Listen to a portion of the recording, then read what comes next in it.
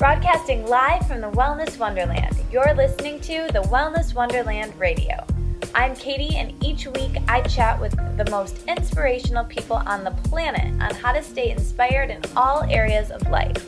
As you listen, feel free to tweet at me at Katie Dalebout or use the hashtag Wellness Wonderland. I'd love to hear your aha moments. So grab your headphones and listen on the go, or cuddle up with a notebook as we dive in deep with authentic conversations right here in Wonderland. Hi guys, this week's episode is so inspiring and I want to get right into it, but before we do, I'm going to read you the review of the week. So if you haven't left a review yet, go over to iTunes, launch the application, and leave me your review and feedback and rating. It is amazingly helpful. I read all of them, I love them, and it helps bring more people to the show and to this work, which is ultimately what we all want, more people living in their version of Wellness Wonderland. So without further ado, I'm going over to iTunes and I am reading you guys this week's review. So this review comes from Heather Waxman, a dear friend of mine. She had a birthday this week. And she writes, "Awesome podcast, awesome woman. I love the Wellness Wonderland Radio. It's my go-to podcast to listen to when I'm making dinner or cleaning my house. I always take a new nugget of wisdom and learn something new about myself. Katie's light just radiates and her passion is so contagious. Don't miss an episode." Heather! So sweet, so nice. Happy belated birthday. Thank you for listening. Thank you to all of you guys for leaving your reviews. And if you haven't yet, I would love to hear from you. And maybe I'll read it next week. That would be super cool. Little shout out. So enjoy this episode with my dear friend Alex Beadon. She's beyond inspiring and I can't wait to see what you think. So make sure you head over to my blog, thewellnesswonderland.com, to get the show notes for this episode and to leave a comment for Alex or I. We will both respond and talk to you. Let's chat. Let's talk about this. So leave your feedback, enjoy, and I will see you at the end of the episode. Welcome back, everyone, to the Wellness Wonderland Radio. I'm super psyched about today's episode because one of the best entrepreneurs on the planet right now is visiting Wonderland to give us some grounded tips on how to create your own business and work life that feels amazing, and that is a work-life wellness wonderland. So whether you're an entrepreneur now or not, or have any interest in being one at all, I think Alex's story, Alex Beadon is our guest, is bound to just inspire the heck out of you. So like I said, my dear friend Alex Beadon is our guest today, and she is an amazing human being who is on a mission to help people make a living doing what they love. She, like I, believes that the world would be a much better place if we all did that one thing that makes us come alive. It lights her up to her core to make someone's day and to feel special and to show them how to make money doing what they love. So today she's going to help us here in the Wellness Wonderland discover that our abundant options are more than we think, and we have different options when it comes to career than the path that is previously put out for us. So we're going to make this conversation really fun and get into the exciting backstory of her story and how she came to the work she's doing now. So thank you so much for stopping by Wonderland, Alex. I'm super excited to chat. Thank you so much for having me. You have no idea how excited I am to be here because I listen to very few podcasts and yours is one of them. So I'm just so pumped to be here today. Yay! I'm like fist pumping right now because I'm humbled by that and that makes my day. I love it. Well, you've made my day so many times. So thank you so much for having me. Oh my gosh. I'm hugging you through Skype right now because you're so amazing. That's why hugging you right back. I feel it. I mean, I think that's why this conversation is going to be so great because, we connect so well that it can be such an organic conversation because I think we're such similar people that it just works. Yeah. It does just work. All right, cool. So I wanna dive deep. As you know, the first question I always ask is just zooming the lens back with your story and what led you to where you are today and turning your creative passion into your life work, as you say. And how did you get there? That is a great question. And I think the best place for me to start is high school. I was graduating from high school and my mom and dad gave me a camera, my first like real SLR camera for my 18th birthday. And from that point on, I was like in love with photography. I mean, were your parents into photography? No, I'd always kind of like liked photography. I used to hang up pictures and stuff. And so it was always like something that I enjoyed, but I'd never like actually taken I had like a small little camera and I would take lots of pictures with that, but I never really created shoots or anything like that. Right. And so I started to really just fall in love with photography. And I think honestly, that period of my life really taught me a lot about being inspired and just, when you can feel the inspiration running through your veins and it's like, that this is what you're passionate about and this is like, you're driven. There's nothing else you want to do, right? Totally. So I leave high school and I end up going to school for management with marketing because to be honest with you, it didn't even occur to me that I wanted to be a professional photographer. Like at that point, I just got my camera. I was totally amateur. At that point, it was just fun.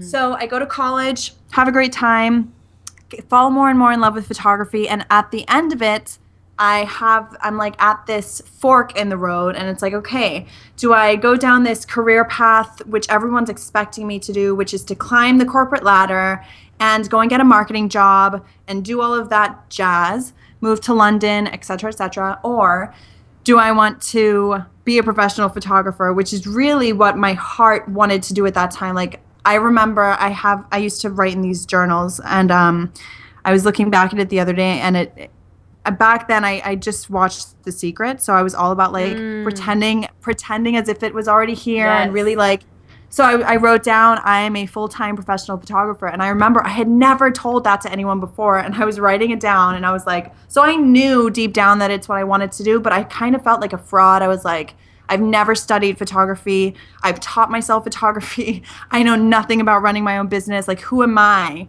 to kind of like attack this dream and make it mine? So I was getting closer and closer to graduation and my mom was like, you need to do this professionally. This is what you love. And she actually told that to me before I'd even told her that that's what I really wanted to do. And I think by hearing her kind of say it, kind of gave me the permission to chase it. So after college, I moved into my parents' house and struggled to become a professional photographer and loved every single second of it. And of course, there were days when I would go to sleep at night and wake up in the morning and think, oh my God, am I doing the right thing? Is this, oh, my dog is going crazy. Blue, hi, Blue. Here. Yeah, he's just like barking and growling in the corner. Blue has the same birthday as I do. Oh, you guys are like special birthday buddies. Yeah. Everyone knows Blue. Blue has his own Instagram account. But anyway. First thing for the show notes. Yeah, first thing for the show notes. Blue's Instagram account. Debut.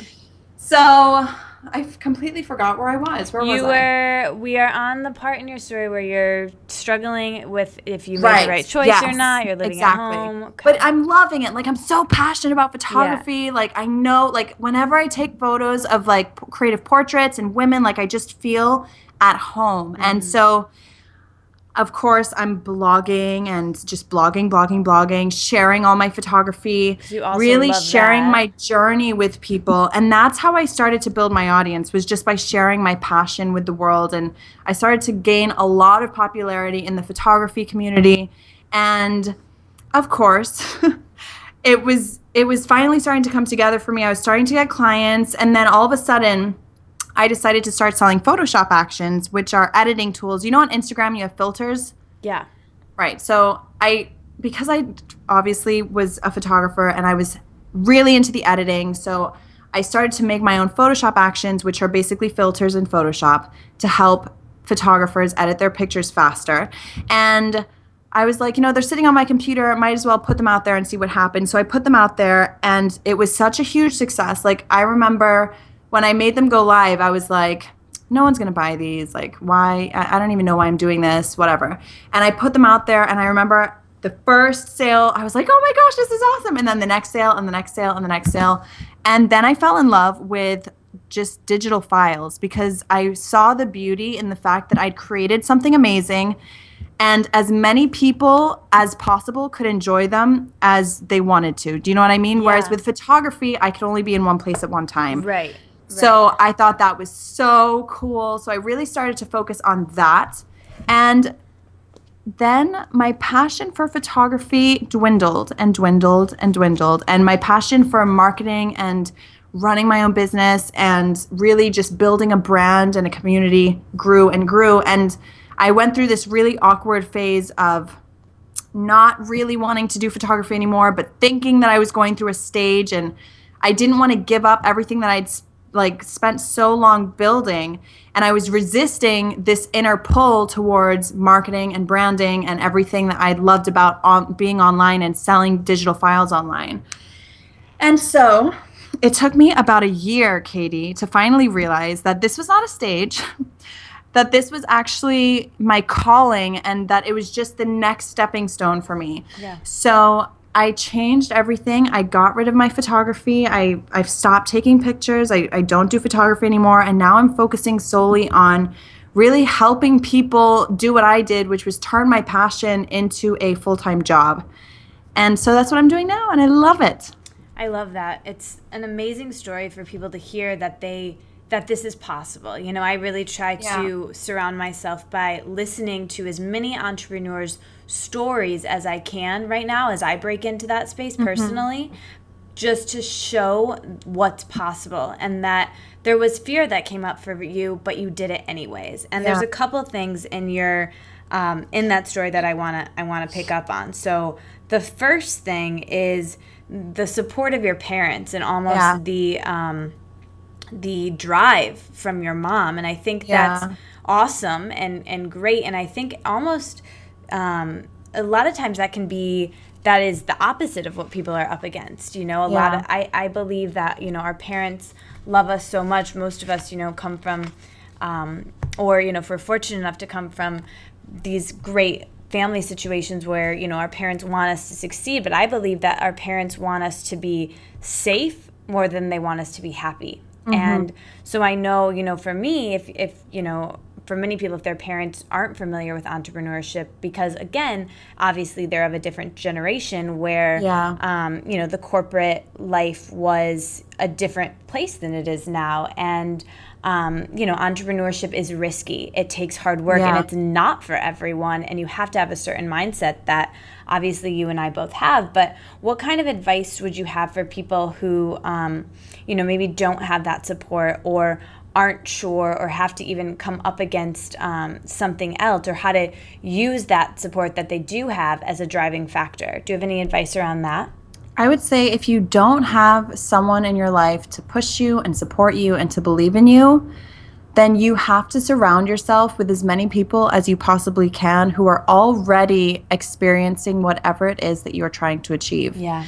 I know that when I was trying to be a photographer, by spending time with people who had done what I was trying to do, it kind of taught me that it is 100% possible. Same thing with my business now. I am always trying to surround myself with people who run their own businesses and people who are always coming up with ideas. And that shows me that it is possible for me to grow and expand and do all the things that I want to do. So I think just because you don't have someone there to be your cheerleader doesn't mean that you can't find other things to motivate you, like finding someone who's doing what you're already trying to do. Absolutely. I mean, Alex and I were just talking a bit before the call that you have to be so mindful of everything that goes in and everything that you surround yourself with. And, you know, that being said, some people fall out of your life, some additional people come into your life. You know, Alex and I found each other, and it's just, I think that's something to be said for how grateful I am for the internet, because it can bring people together from all over the world doing all sorts of things and allow you to find that mastermind group that can really push you and really hold you to that excellence that you desire and keep that ladder going. So I think that that's powerful takeaway for people for sure. The other thing in your story that I wanted to pick up on was when you decided to shift from photography after you started selling the Photoshop actions. Yeah. So with that, that's a really great point for, I think everyone has, the biggest fear people come up against, and I'll speak for myself, is the financial piece, right? Is how to sustain yourself, how to make that money when you're the one completely in charge of your destiny, of your financial destiny. So one thing there that you said, you stopped really trading hours for dollars with the photography, and you were able to make money while you sleep by selling a product. So would you say that finding some sort of digital product is kind of the key to be able to build an online business, at least to start? I personally don't believe that there is one formula that suits and fits everyone. But what I can say is that by having some kind of digital product, it just is so much easier to, sometimes people come to your site and they want something right here, right now. Right. And so to be able to offer that to them, I just think there's something to be said about that. And it's definitely something you should think about. Even if you decide, okay, it's not for me, I really enjoy doing one-on-one sessions or whatever it is that you do, at least think about it, because it's totally worth thinking about. If you can grow an audience who cares about you and loves what you create, who are going to be interested in that product, then why not? Totally. And I think, it goes back to value. Like if you're adding value to someone's life, and you are very clearly, very simplistically adding value to people's lives in something that they needed, that you used and genuinely could give value to people's life, and then they already knew, and trusted you, then they were going to just buy whatever you're selling. So I think that that's really important, but it has to be something that adds value to people's lives. And it has to be something that I think you feel really good about. I know that you and I are very much on the same wavelength when it comes to doing business that feels good, and not just doing business to, sell out and just make stuff that's not really that good and sell it anyway. So I think that's really important, is to feel good about what it is that you're making, what it is that you're selling, and what it is that you're adding to the world, and not just doing something because you heard that maybe, you should. But I think it is something to think about. Yeah, and that's a really good point. My question was a little bit off there, saying, do you think that everyone needs to do it? Because I completely agree. There is no everyone when you're talking about this. Yeah, it's really individualized for what your brand is and who you are. Yeah. So I love that. And then the last thing I guess I wanted to latch onto of your story is the fact that, which I think is probably the most inspiring piece of all to me, is that you weren't afraid to completely shift your focus and to do kind of a rebrand. And I think that's crucial for people to hear, because we're constantly changing as human beings. And especially I think when we're young, when we're in our 20s, I know, I think back to who I was a year ago, and it's like a 360 to who I am now. And I think that change happens very, very rapidly when we're young, and we can kind of be hard on ourselves and say, well, I've been doing this or whatever age you are, I've been doing this for so long that this is who I am. Stuck, Yes, and feel attached to that. And I think we're constantly changing and constantly evolving. And I know I'll speak for myself, my journey very much started in the body and with wellness and health and food, and then it's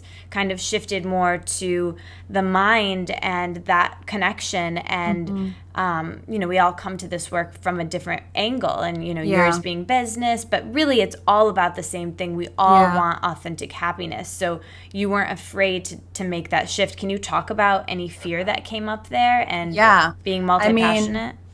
I was so afraid, Katie. I was so afraid. I remember, just when the feeling first started coming around, I was like, what is this feeling? Like, what is it doing here? This is not what I had in plan. Yeah. Like, I had a specific plan, and I wanted to be a professional photographer. I did that. Then I wanted to stop having to work for other people, and I wanted to be able to make enough money selling my Photoshop actions and selling Photoshop courses and teaching people the art of photography and how to create from your heart. I had all of these ideas. I had it planned and I had my life set, and I was going to be able to take photos of whatever I wanted and make money online at the same time. And I was excited about it. And then, obviously there was a different plan in store. And at first it was just devastating. It was like, oh my gosh, everyone knows me as a photographer. Like, this is just going to be so random when I just come out. I'm like, hey guys, I'm now teaching marketing. Yeah, But it just kept tugging and tugging and tugging. And to be honest with you, I really wish that I could go back in time and tell myself, listen to that, because that is there for a reason. And that is your guidance system. It's telling you, what your next step is. And no, it's not going to always be what you had in plan. It's not going to be what you had in mind. And that's okay. And really, it taught me a lot about letting go of expectations, because sometimes the universe has a better plan than you could even plan. Yeah. So it wasn't really that I had no fear, but when I made the decision, I chose to do it fearlessly. I was like, I'm not going to play small. I'm not going to start from the beginning. Even though I was starting from the beginning, I didn't want to act like I was starting from the beginning. I wanted to act like this is what I'm here to do, and I'm going to do it confidently 100%, and I'm going to own it. So good. That reminds me of a quote. And I mean, I think that's how you have to do anything. It's so funny. I just said this to a client I was working with, but one of my favorite quotes, you've probably heard me talk about this quote, Alex, or I'm sure I've Instagrammed it, but it's a Kurt Vonnegut quote, and it's, we are what we pretend to be, so be careful what you pretend to be. Yeah. And I think, I remember when I first started teaching yoga, I was just like, I'm going to pretend to be my teacher I looked up to so much. And I would say her lines, and I picked up her one-liners, and I had to eventually come into my own style. But at the time that was okay. And I think, we will feel like a fraud when we're first starting. We will feel off, but that's okay. You have to just get through that. And you really used your fear as a road sign of that's the way to go. And I think if people, that's, something I want to instill in this conversation for people to take away from this is, if you're fearful about something, use that as a road sign to say go girl, that's the way, and your desires, what you want, are directly prayers, they're messages from God telling you, if you want it, that means you're supposed to have it. What you seek is seeking you. And at first I felt like I was cheating on myself. I felt like it was sinful for me to want all of these other things that had nothing to do with photography. I was like, that's not my space. I don't know why I'm being attracted to that. And that's all the ego. Yeah. And I think something else that's worth mentioning is the fact that when I started doing the business and marketing and really just trying to encourage people to do what they love for a living and to not be afraid to really have a go at it, when I really first started, I'd say in January of this year. We're now in June, almost July. And even though I hit the ground running, and like I said, I did it with a lot of confidence and just with that go get it attitude, I also knew that there would be a lot of changes and a lot of development to come. And I can feel that so strongly. Every month that passes, I'm getting clearer and clearer on what my purpose within this is supposed to be. Yeah.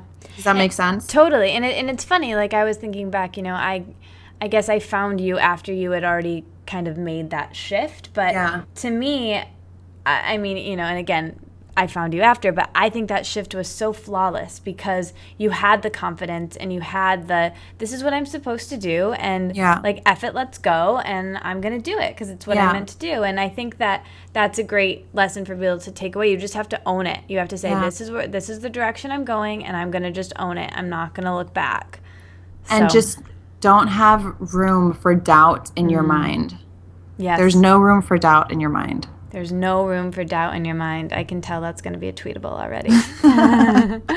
I love that. So the next thing I kind of want to get into is, and we've kind of been talking about this a bit with your transition, but your transition, you were already an entrepreneur, but I would love, with the work you do with your clients and the people that you coach, what pieces of advice do you have for people in that transition period wanting to become an entrepreneur, and what things do you think generally people should have in place before making that leap? That's a very good question. I think before you make the leap, you need to be like 100% sure on the general direction. I'm not saying that you need to be like crystal clear, because I think that you only become crystal clear once you've started taking action. But what I see a lot of is just kind of people just plopping themselves out there, and there's no real purpose behind it. And I feel like if you don't have purpose or a mission or something guiding you, then it's kind of like you're a headless chicken. Yeah. I've been using that phrase so often lately. I don't know why, headless chicken, but it really does describe it perfectly, because I see these entrepreneurs out there and they know that they want to create a life for themselves that is self-sustainable, but they don't really know what they're selling, who they're selling to, and what really makes them stand out. And so those are the three things that I'd really say: get clear on what it is that you're offering, who your target market is, and what your competitive advantage is. Yeah. I think also too, it's when you're, and this is something, that I know you believe in as well, the work of The Secret, same thing. It's if your work is centered around service, of helping people, you will be supported. And I think, it's very easy, and I'll speak for myself, to get into, I want to be an entrepreneur for the freedom and for this and for that, like all the really fun stuff. And like, that's great too. And that can be a driving force. I really do believe that. But if it's not grounded behind, I genuinely can help people, and I authentically need to give this to the world because they want it, then you will be supported financially and from all of that other stuff that you're actually seeking. So just get rooted behind the service, behind what you're doing. And then another big thing is, building the following. So I know you have a great video on this and building a blog following, and there's a lot of people who either have a blog or want a blog or some type of platform that listen to the show. And so I'd love to talk to you about how you built over 14,000 peeps on your email VIP list, which is wonderful. Everyone should sign up. Little plug. But but yeah, I mean, why is it so important to have an email list, and how do you build a community? And talk about your experience with that a little bit. It's really funny that you mentioned that, because I just recorded a Chatty Tuesday episode today all about, I ended up like having my VIP list recently because I just wanted, I think it's so important to, as you said, like it's all about being authentic. It's all about being connected. It's all about serving people and really getting in line with them. But sorry, back to the question. So really building an audience is one of the most fun parts of being in business online and just being in business in general. I absolutely love, like, when you really start to build an audience, and it's kind of like your friends, like you have so many friends. Yeah. And that's you what the feel like internet you know does. each other. It Yeah. brings us all together. It is so beautiful, and I absolutely adore it. And I would say that the biggest thing that you should do, know what your message is. I feel like when you know what your message is, and you're very clear on what it is that you're offering to the world, who you're talking to, and why it matters, then you can get clear on kind of catapulting yourself out there. And because I feel like if you just kind of put yourself out there and you don't really know what you're doing, but you're trying to build an audience and get famous, nothing's really going to come of that, because you don't have something that people can kind of cling on to and say yes. Do you know what I mean? Absolutely. I feel like when I first started, I didn't really know what my message was, but I was very specific about the types of things that I was blogging about. So when I first started, I would only blog about my journey as a professional photographer, and I thought that was the best way to to grow an audience. At the time, I wanted to be a wedding photographer, so I thought that by documenting my journey, I would attract more clients. And in fact, what I ended up doing was just attract photographers, because photographers were interested in the journey of a professional wedding photographer. So I was lucky in the fact that I had a really clear direction, even though I didn't know it. Yeah. I had something for people to believe in. People loved the journey. People loved rooting for me. People loved seeing my photography grow and change. And so, and like even now, like I really have created a space online where people can come and get the inspiration that they need to turn their passion into a business, and to really go somewhere where they feel supported and they feel like they're being believed in. So I think it's all about that. What are you creating online, and what are you creating for people to believe in and want to be a part of?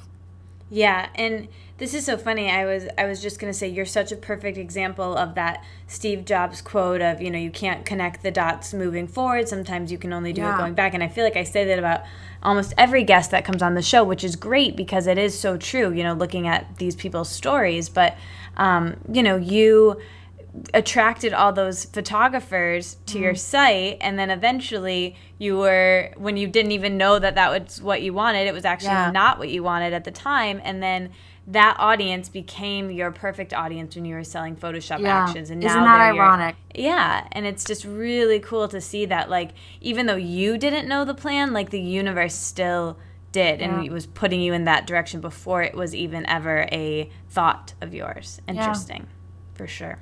It's so true. And it prepared me so well, like photography, even though I still love photography and there's a special place in my heart for photography, but I can tell you that the inspiration and the passion that used to be there is no longer there for it, but it really taught me so much, even like about design and images and presenting yourself. Like it taught everything that you experience kind of shapes you in this really unique and interesting way. And it makes you stand out compared to everyone else. So no matter what part of your journey you're at, for anyone listening, like even if you're stuck in a job that you absolutely hate, I can assure you that it's there for a reason, and that it's going to give you an entirely different spin on whatever it is that you're trying to do. So embrace it. I've seen that 10,000% in my own life. And also, this is kind of a perfect segue to the next kind of thing I wanted to get into with you, which is the whole education and college conversation, which, for me, and I don't know if I've ever shared this with the blog and the podcast, but I studied journalism in school, and I thought I wanted to be a broadcast journalist and all of that, and move to the small market and work your way up. And I realized, it was too competitive for me, and it wasn't my scene. But to do that, to study broadcast, you had to take a ton of radio classes. And I remember at the time I was like, oh, I want to be on camera, like I don't want to do this radio crap. But I learned so much, and I started to love the art of conversation and talk radio. And I would listen to NPR, and I would listen to these interviews and eventually podcasts. And then here I am now with my little mic talking to you. And that explains so much. Yeah, right. That makes me feel so much better because you are seriously good at this. That's all I can say. Oh, thank you so much. But yeah, I mean, I think I love genuinely talking to people and having conversations, but also it's one of those perfect examples of connecting the dots backwards. But that being said, there's a lot of things that I did, study in school, in journalism school, that I don't use now, and that I think I would have, even the skills I did learn, I could have very easily taught myself online. So I would love to get into that controversial conversation of college and school, and I think it's my take on it, and I want to get into what you think, is that kind of, like we've been saying about all the things we've been talking about, there's no one right or wrong answer. Going the college route is great, but there's also another perspective and another way to go. So what's your kind of take on what kind of training and schooling you need to be an entrepreneur? Man, that is a question and a half. Right? Juicy. It is so juicy, and it's so difficult because it really depends. It really depends on who you are, what matters most to you. I can speak from my own personal experience that for me, at the age of 18 and graduating from high school, whether or not I would go to college was like not a question. I was going. Yeah, there was no question in my mind. I was going to college. I think it's a society thing too. Yeah, it is. And, also a big part of it was my parents didn't go to college, and they had worked damn hard for me to be able to go to college. So looking back, it wasn't a question. It wasn't even something that I really gave much thought to. It was something that I always knew I was going to do. Yeah. But now I can look back and say, well, it didn't teach me the skills that I needed and that I use today, although I can't obviously say that 100%. I'm sure that it gave me a lot of things that that I'm not even aware that I use today. But also, Oh, man, it's a really hard one. Like I can't tell you that at the age of 18, if I hadn't have gone to college, that I would have been able to do everything because it wasn't the right time for me. I was still very mature. Yes. I didn't know what I wanted. And I think actually for me, university, sorry, in England it's called university. Here it's called college. Right. College gave me it bought me time. And that sounds bad, but that's kind of what it did for me. It bought me time. I had an amazing time in college. I really got to learn a lot more about myself. I got to experience things that I would not have gotten to experience had I just hopped out of high school and just decided to run my own business. And my maturity level just wasn't there yet. Yeah. So for me, it was the right decision, but I can completely understand when people say, I'm not going to college, like I don't need it. And all respect, because I would agree that it didn't really teach me all of the skills that I use today.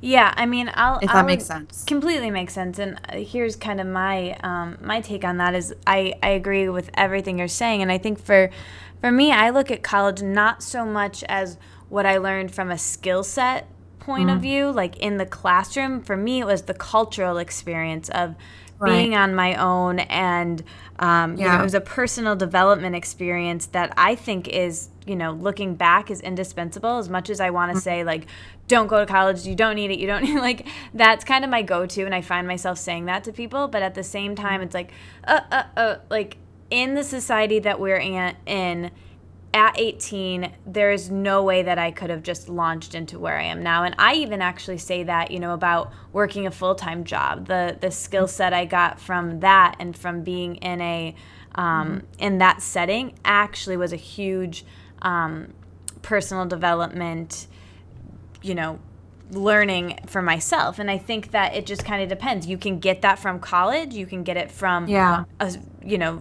listening to things. You can get it from teaching yourself. But I think there has to be some sort of grounded learning into becoming who you really are at that young, impressionable age, right? Yeah. Agreed. Yeah. I think it's a personal decision for everyone. Yeah. I can't tell someone, like, don't do it or do it, but, you know, do it for the right reasons and know what your reasons are. Yeah, I completely agree. And so how did you decide to go to college in London? That's pretty cool. Well, at the time, or university. University. My dad works for a company that moves him around a lot. So when I was 14, he got transferred to Azerbaijan, and the education system there wasn't where my parents had wanted it to be. So my sister and I ended up going to boarding school in England.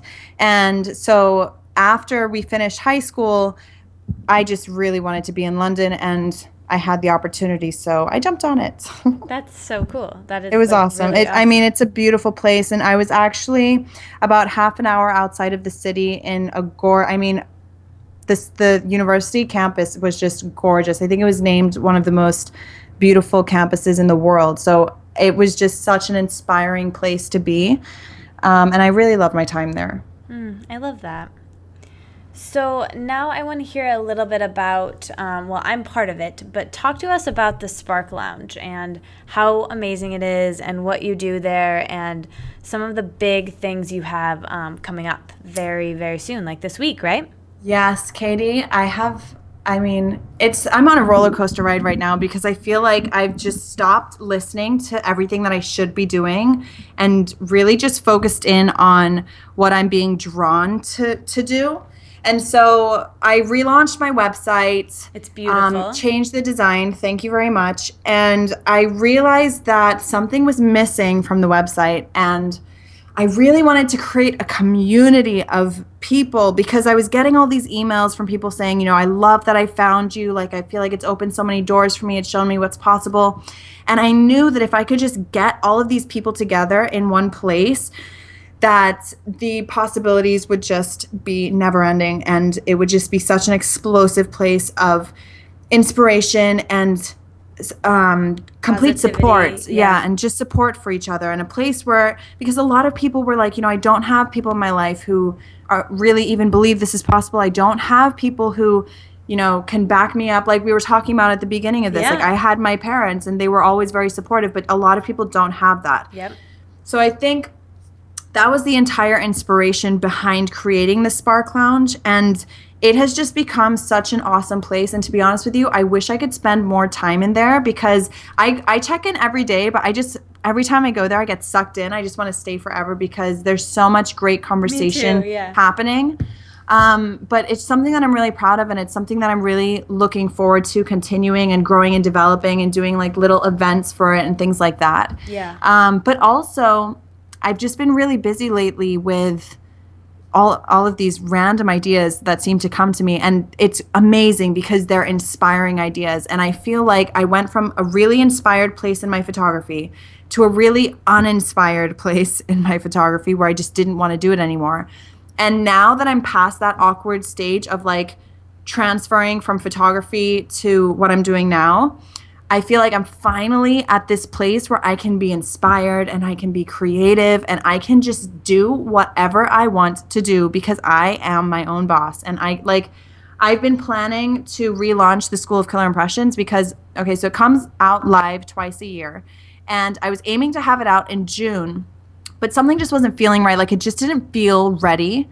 And I could tell that like something was a little bit off. And then this idea came to me to put out this e-course on blogging. And I don't know where it came from. Like this idea just popped out of nowhere and it just felt so good and so inspired. And I've been creating this amazing e-course and just pouring my heart and soul into it and showing people like exactly how, and what I love most about it is that it's kind of, instead of just teaching you like how to blog for your business, which is kind of like a dry subject, it throws in how to blog for a business in a way that feels good. Like I think we're really lacking that. When I look around at entrepreneurs, when I talk to my clients, what's really missing is that feel good factor. Like they feel icky.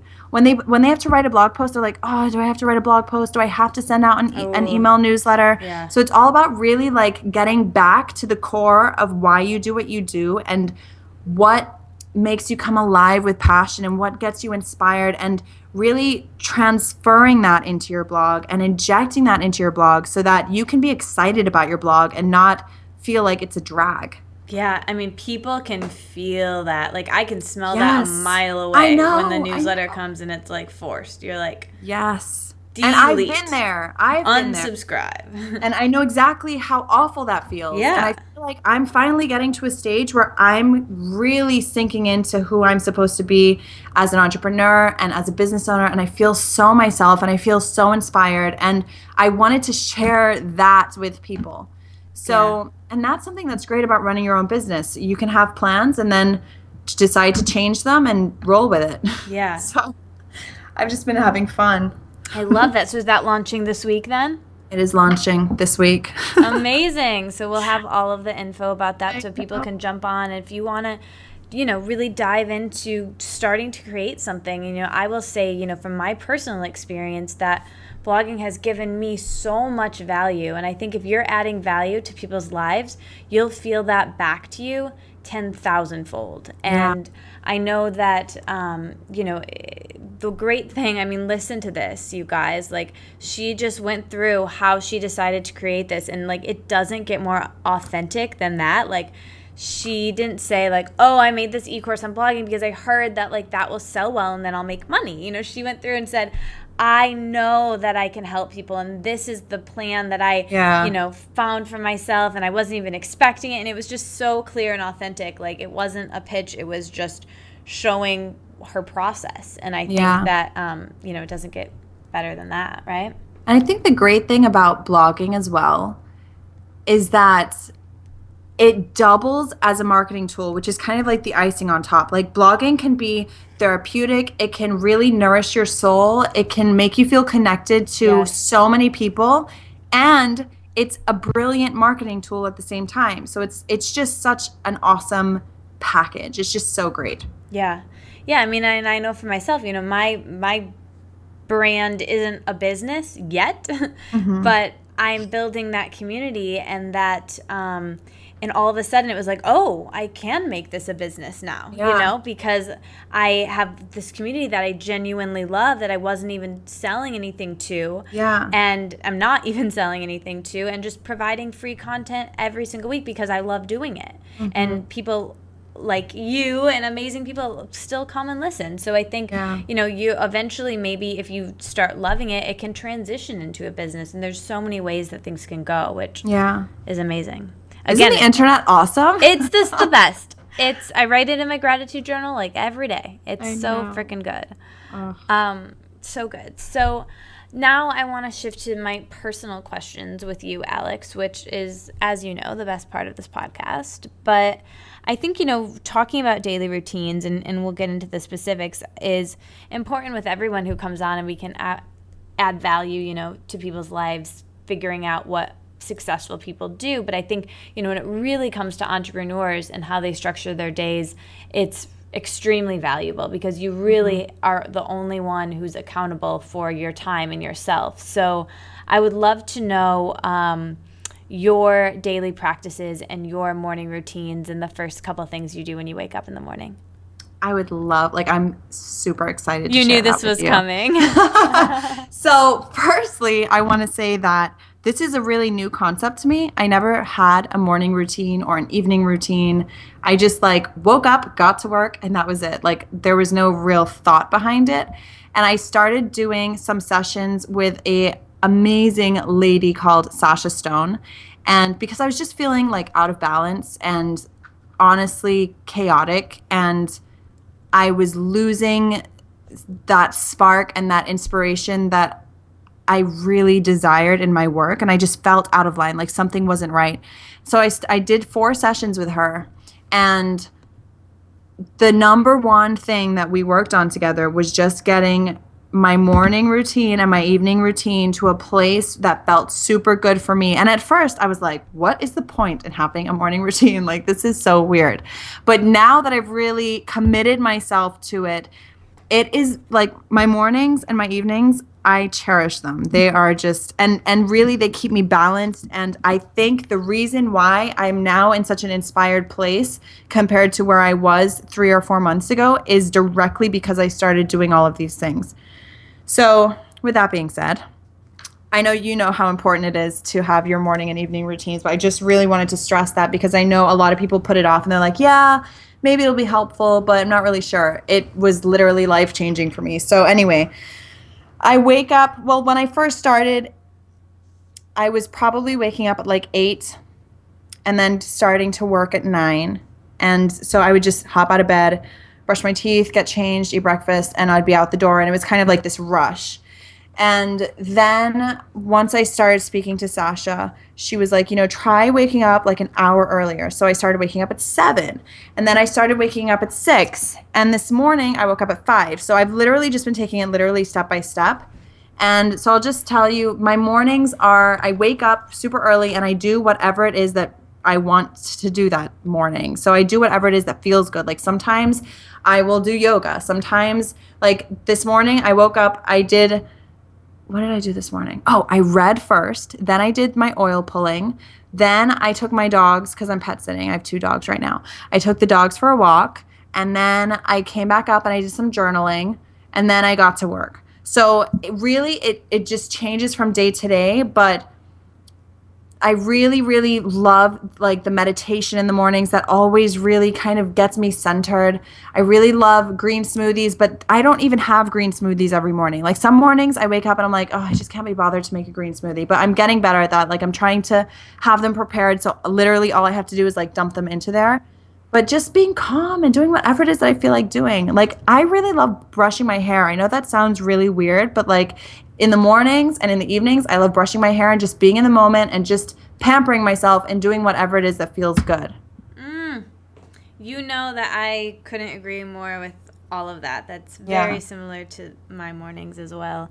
Now I'd love to, we'll get to the evenings, but I would love to know some of your personal daily routines, kind of the ways that you structure your workday with taking breaks and how you go through the middle of your day. I've been experimenting with this, and actually I'm putting together an awesome video that's supposed to go out at the end of this week, and it's all about this. But basically I've started this new thing where, and it's an experiment, so I can't say that I'm going to do this forever. Like, I'm always experimenting with that. But right now the Pomodoro technique? Yes. So that's what I've been working on today. And also this thing called... Do you want to explain what it is for people real quick? Yeah. So for those who don't know, I'm like jumping all over the place. For those who don't know, it is 25 minutes of work followed by a short break, 3 to 5 minutes. And you do that 4 times. And then on the 4th break, you have a longer break. So like half an hour. And there's a great app do you use the app, Alex? Yeah. I use the app on my computer. Yeah. I don't know if there's one for your phone. There must be one for your phone too. Focus time, I think. I'll link it. Oh, it's just, to be honest with you, it's kind of hard because I do it at the beginning of the day, and then at the end of the day, I forget that I'm supposed to be doing it. Like, I'll come back from a break and forget to press play, and then an hour will go by. But when I do actually do it and take the breaks, it really makes a huge difference in my productivity and in how I'm able to focus and put in the work that needs to get done throughout the day. Mm-hmm. So I've really been enjoying it. It's an interesting experience because I wonder about this with you. For me, like, I want to keep going and not take the break. Yeah. And sometimes, like, it's so silly, but like the little thing will go off and I'll like keep going, and I'll just be like, but it's so much better when you do. Today, the long break happened like literally because I was doing all of my filming for a bunch of my videos coming up today, and it happened before I was done, like the 30-minute long break, and I was like, oh, I'm on such a roll, like I really don't want to stop. And I was like, no, you have to stop. So I went outside on my balcony, I read my book for half an hour, and then I came back, and I just felt so much more vibrant in my video, and so much it just like revitalizes me. So it's good. Yeah, I needed to hear that. Yeah, really, I mean, it's definitely worth experimenting and seeing what works for you, because I've tried some things that just don't work for me that work amazingly for other people. But I think and this is another thing that Sasha taught me, is the importance of taking care of yourself and not overworking yourself and being loving with yourself, especially as an entrepreneur, especially when you work from home. It's so easy. And this is the exact problem that I was having, Katie. Like, I was struggling so much. And when I started doing the sessions with Sasha, she was like, so what does your average day look like? I was like, well, I wake up, I go to the coffee shop, I work at the coffee shop, I come home at around 11:30, I have lunch, and then I work again, and then I have dinner, and then I work again. And then, I might chill out with Blue and my boyfriend and watch TV for like an hour, and then I go to sleep. And she's like, you feel out of balance because your entire like day is completely like all you do is work. Even on the weekends, I was work. And so I think, one message that I just want to tell people out there, especially if you're an entrepreneur, even if you're not an entrepreneur, like, make time to take care of yourself it's so important. It's so important. Oh my gosh, absolutely. I mean, that is why I ask these questions and why I have these people on the show, because I think there's so much value we can get from people showing how they take care of themselves, because, it's so often overlooked in our society that you just don't need it, and you do. You really do. Yeah. And, I think that's valuable that you were able to work with a coach that was really able to, systemize I mean, that. honestly, without her, I don't know if I ever would have at some point I would have, because I was burning out. Yeah. I didn't know what was wrong with me. I was like, something's out of whack. I'm not inspired anymore. I just feel tired all the time. I don't feel myself. Yeah. Yeah. And now looking back, it's so obvious. It's like, well, yeah, you were working yourself to death. But it wasn't obvious for you at the time, because sometimes having that outside perspective come in, whether it's finding a coach that you vibe with, someone who does mentoring with, that you follow their blog or their podcast, right? Like Alex or I, who could just kind of come in as as an impartial source and be like, hey, look, why don't you try this? Like, not to overwhelm you, but I know I just did that with, one of my clients, who I was telling her the same thing, and I just kind of went through, like, let's sit down and go through your day and your morning and how you're going to structure your day. And it was transformational, because that's just what people need, is just, and for me, I always say, like, use these things as a buffet, because I've gotten, and take what you want and leave the rest, because I've gotten to the point, I tend to be that personality that really goes all in, and I'll overwhelm myself with routines and say, oh my God, I haven't done my oil pulling yet, and now it's 10 o'clock, and oh my God, and the smoothie's not made, and I still have and that's how I felt at the beginning. When we first started doing this, I felt like, okay, I have to wake up at this time, I have to take Blue for a walk immediately, then I have to do this, then I have to do that, and it just wasn't fun. Yeah, it's got to be fluid, and the thing that I said, in my blog post that I wrote a long time ago about morning routines is the only thing that has to be consistent about it is that you 100% adore it, right? Yes. And that is because you literally won't get out of bed. I know for me, if I know I'm have a workout I'm dreading that I planned on doing or something like that, I'll just stay in bed longer because I don't want to get up. And, and this is what I said to my client that I was working with. I said, plan it the night before. You don't even have to do it. The things that you wrote down that you were going to do in the next morning, you don't even have to do it. But I know for me, I want to get up and I don't want to have to think about what I have to do that day. I want to already know. And so, I know, and you probably do this as well, Alex, I do that with my work week. I'll plan on Friday what the next week is going to be. So Monday I don't go in and I'm like, what the hell, It makes a huge difference. Yeah. So I think doing that for the morning, the night prior, that's part of my evening routine. Right. So that's interesting. I don't do that right now. But to be honest with you, I'm not someone who really struggles with waking up most of the time. Yeah. And funny story about that, when I first started, I was really struggling to get out of bed, and I just could not wake up early to save my life. And then I started thinking, okay, what are the barriers to me waking up early? And I realized that in the morning, my bed was so warm and the outside was so cold because we would have our air conditioning turned down so low. So I stopped turning down our air conditioning freakishly low, and I put clothes, every night before I go to bed, I have clothes there. So when I get out of bed, I can quickly change, get my clothes on. I don't have to look for clothes or anything, and I'm good to go. And it's not freakishly cold. Yeah, that's my big thing. I'm such a wimp for the cold, especially in the winters. It was just so cozy in my bed, and didn't want to get up. Amazing. So I guess the last thing we need to get through in your day. So how did you change your evening routines? What does it look like now? My evening routines before were non-existent, and now I have this kind of ritual of going into my bathroom, closing the door. I have some speakers in there that I put in there specifically for this, and I listen to something, whether it's inspiring music or an inspiring audiobook. I listen to something, something to calm me down, something to soothe my soul, something that feels good. And I mean, you have to remember as well that we live in an apartment in the middle of the city, so we literally have the study, the living room, the kitchen, the bedroom, and the bathroom. And it's pretty much all in one small space. So for me, the way that I can get away from it all is to close the door, create that awesome sound, because the bathroom, it echoes beautifully.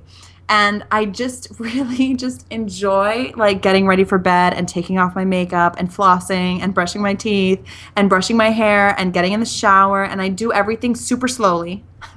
Super, super slowly and mindfully. And just enjoy it and just smile at myself in the mirror, which sounds so weird. But I always tell people, I'm like, you know how you look at the people that you love and you watch them from across the room and it's you just admire them so much and you love their freckles, and even if they have a crooked smile, you love the crooked smile, you love everything about them.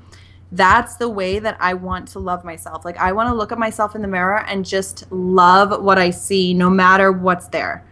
I want to appreciate everything that I have. I want to really just enjoy myself. And so that's really my evening routine, is exactly that. And then after I'm done getting ready for bed, then I get in bed and I read and I write in my journal and I go through all the things that I'm grateful for that happened that day, all of the good things that happened that day. And I really liked what I heard in your last podcast, which was writing down 3 things that you did to in the direction of your dreams. Yes, exactly. So I've started doing that. But what I'm finding now is that I have this long list of like things to do. So I just pick whichever one feels better for me that day. So if it's writing down 3 things that got me closer to my dreams, or writing down 5 things I'm grateful for, or whatever, I try not to like force myself or like put myself in a box like I have to do this. I just do what feels good. I love that. That is beautiful. And I think it just really speaks to the fact of be your own best friend. And you're the one that's going to go along with you for the long haul. So Yeah. I love that. So you ready? It's my me time. Exactly. So quickfire time. You ready, Alex? Born ready. Okay, here we go. Okay. Favorite color? Blue. Duh. Favorite yoga pose? Child's pose. Is that a yoga pose? Totally. It's the best. That would be it. Favorite day of the week? That's so hard. Probably Saturday. Really? I thought you'd say Monday. No, not Monday. Monday always for me, it just feels like there's excitement, but there's also like a lot of pressure because I'm like, oh my gosh, I have so much to do. Yeah, no, I feel that. Favorite hour of the day?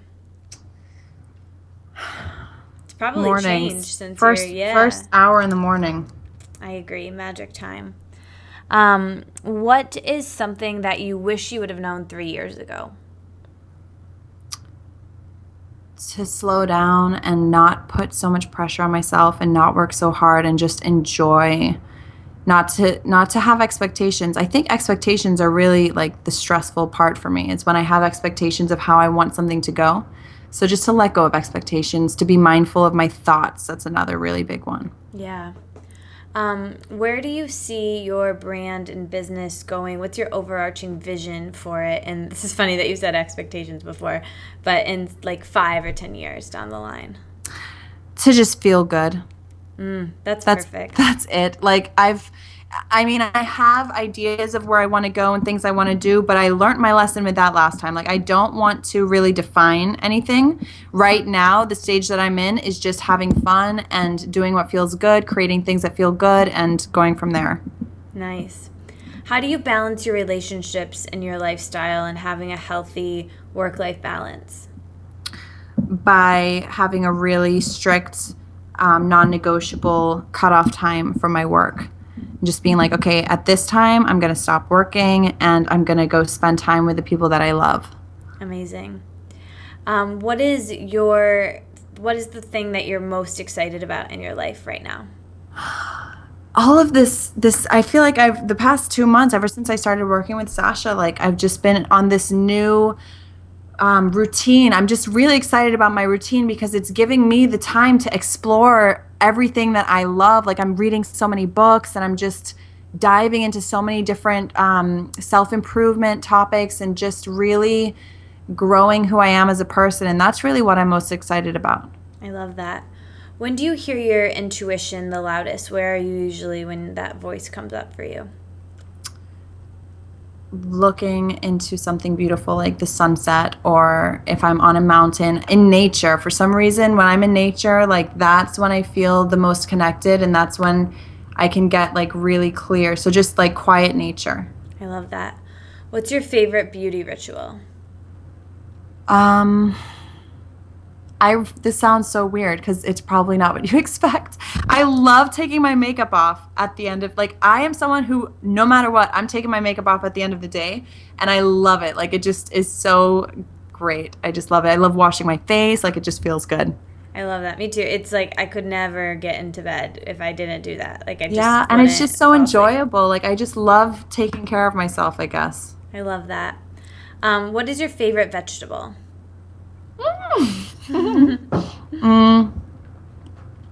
Let me think. I have so many favorites. This is so hard. You can pick 2. Okay, I really like sweet potatoes. So good. And I really like I like avocados, but I'm pretty sure that's a fruit. We'll put that one in your favorite fruit. Okay. I was going to ask you that next.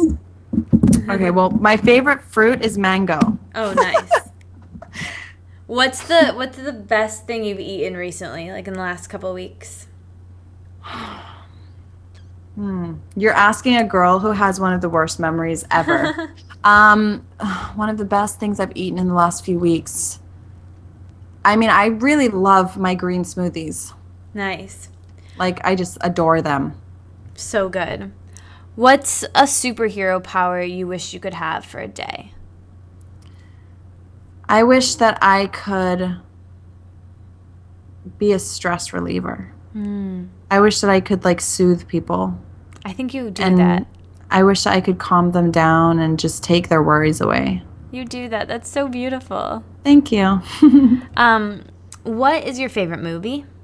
My favorite movie? Man, I'm not a big movie watcher. And I don't remember. I have a really bad memory. I don't think I have a favorite movie. Well, you liked The Secret. That's one of them, maybe. I did like The Secret. The Secret was a good movie. Do you have a favorite book? Yes. A New Earth. Oh, so good. I love that Totally. book. Maybe we can book him on the Wellness Wonderland Radio. Wouldn't that be amazing? Oh, Yeah. love that book. Favorite song? Do you have a favorite song? Favorite song right now is a new song by Trevor Hall called, I think it's called Oh, you Instagrammed that today, I think. Yeah, I'm telling you, I really have a bad memory. It's called like A Chapter of the Forest or something. I'll find it and link it. I want to listen to it anyways. Yay. Yeah, Chapter of the Forest. That's what it is. Nice. Haha. Do you have a favorite quote? I have lots of favorite quotes. My favorite quote right now is "Everything is as it should be." So good. That just like melts. It goes right in. I love that. Yeah. And actually, Sasha was the one who gave that quote to me. And every time, because I used to get so stressed, like, Katie, I would have these plans, and if things didn't go according to plan, I would freak out. Yeah. And so she taught me, like, deep breaths, and everything is as it should be. Yeah. It's like that connecting the dots quote. You never know. Yeah. And I know I've shared this in multiple podcasts, but I'll just put it out here again. One of my favorite Louise Hay affirmations that I tell people all the time, like you could just be walking down the street and I'll probably yell this at you, but all is well. Everything is working out for my highest good. Out of this situation, only good will come, and I am safe. And that affirmation works in a lot of different ways because it first calms your mind down that all is well, and then everything is working out to your highest good shows that even out of this situation where it's not what you want, it could be something awesome. You just don't know. And then we always want to know that we're safe, Yeah. It's really beautiful. And I think whenever I have to do anything difficult or anything I'm scared of, there's this song. It's actually not a song. It's a prayer on Spotify by Marianne Williamson called Prayer for Courage. Oh my God, I listen to that every morning. Wait a second. I found it from you. That's so funny. Yes. Oh my gosh. I love how I just threw that out there. I found it from you because It's remember on you. my meditation playlist. Yes. Well, I'll post the link to that. Follow me on Spotify. It has been life-changing. Like, Isn't I that a listen great to one? that every time that I have too. to do anything. I've actually listened to it today already. Me Like, too. it is so good. So good. So funny. We're one and the same. I know. All right. The last question. That was hilarious. But I ask everyone this, and I cannot wait to hear your answer. But as you know, the name of the blog and the podcast is The Wellness Wonderland. So that's this place I've created online. So when I offer that term to you, to live in a wellness wonderland, what does that mean to you, Alex? It means so many things, but I'm going to try and keep it short.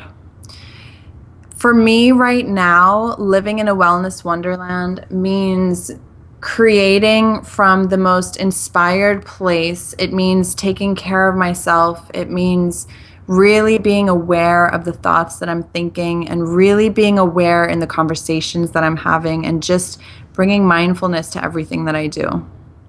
Amazing. Thank you so much. I loved your answer. I loved this conversation and everything that you shared. And we'll have the links below of where everyone can find you. But is there anything else you want to tell people? I want to tell people to have no doubt and have no fear and do whatever it is that their heart is pulling them towards doing. And I know that if that is true for them, they will know it because they're probably like, there's this thing, but I'm not sure if I should do it or not. Just do it. Put yourself out there. Just do it. Just do it. just what I needed to hear. You inspire me so much, and I love you. I love you. I wish I could give you like a hug. I'm making a hug with my arms right now. Me too, I feel it. So it's kind of like we're hugging. And I'm hugging all of you. Thank you so much for listening, and I will see you next week. Bye. Bye. Thanks for listening. You made it all the way to the end. I'll be back next week, but until then, let's stay inspired and keep this conversation going. So tweet at me at Katie Dalebout and our guest with your aha moments from this conversation. And like the Wellness Wonderland on Facebook, so we can all hang out there and discuss how inspired we are and how we'll apply it in our daily lives. And never miss another episode or post from me by signing up for email updates on thewellnesswonderland.com. See you back in Wonderland.